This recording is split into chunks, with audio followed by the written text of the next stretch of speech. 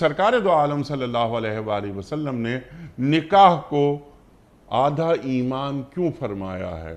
یعنی ایمان ارشاد فرمائیے اس پر تاکہ معلوم ہو کہ دین ریاست کو کیسا دیکھنا چاہتا ہے، معاشرے کتنے پاکیزہ دیکھنا چاہتا ہے۔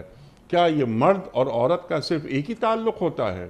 جو ہم دیکھتے ہیں کہ بعض ریاستوں میں کہ عورت محض کیا صرف بدن کا نام ہے؟ جی اچھا، یہ ایک بڑی بات ہے کہ اسلام نے صحیح جو عزت عورت کو دی ہے وہ اسلام نے دی ہے۔ سبحان اللہ، احترام اور سبحان وقار جو اللہ۔ آپ نے فرمایا کہ مغرب نے عنوان بڑا خوبصورت بنایا وومن رائٹ، اور عورت کو صرف ایک ہوس کا نشانہ اور بدن، اور اسلام نے عورت کو ماں، بیٹی، بہن، وقار، ایک وقار کی چادر دے کر اس کو با عزت بنایا کہ ماں بوڑھی بھی ہو جائے، کچھ بھی ہو جائے، وہ اس کا احترام بڑھتا چلا جاتا ہے۔ بیٹی ہوتی ہے تو احترام ہوتا ہے، بہن بنتی ہے اور احترام ہو جاتا ہے، ماں بنتی اور احترام، دادی بنتی ہے، احترام بڑھتا چلا جاتا ہے۔